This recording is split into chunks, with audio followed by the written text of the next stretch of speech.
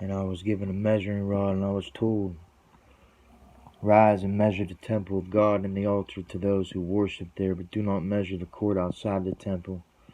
Leave that out, for it is given over to the nations, and they will trample over the holy city for 42 months.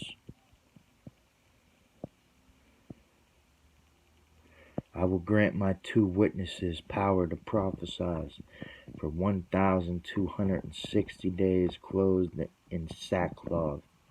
These are the 2 olive trees, the 2 lampstands, which stand before the Lord of the earth. And if anyone would harm them, fire pours from their mouth and consumes their foes.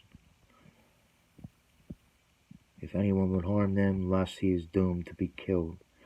They have power to shut the sky, that no rain may fall during the days of their prophesying. And they have power over the waters to turn them into blood, and to smite the earth with every plague, as often as they desire.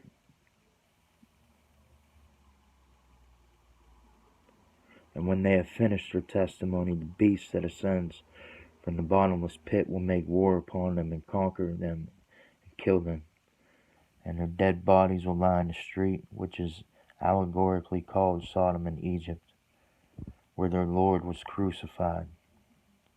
For 3 days and a half men from all peoples and tribes and tongues and nations gaze at their dead bodies and refuse to let them be placed in a tomb.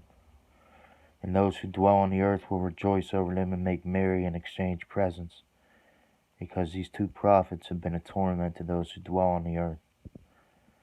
But after the 3.5 days, a breath of life from God entered them, and they stood upon their feet, and great fear fell on those who saw them. And I heard a loud voice from heaven saying to them, come up hither. And in the sight of their foes they went up to heaven in a cloud. And at that hour there was a great earthquake. 1/10 of the city fell. 7,000 people were killed in the earthquake, and the rest were terrified and gave glory to the God of heaven.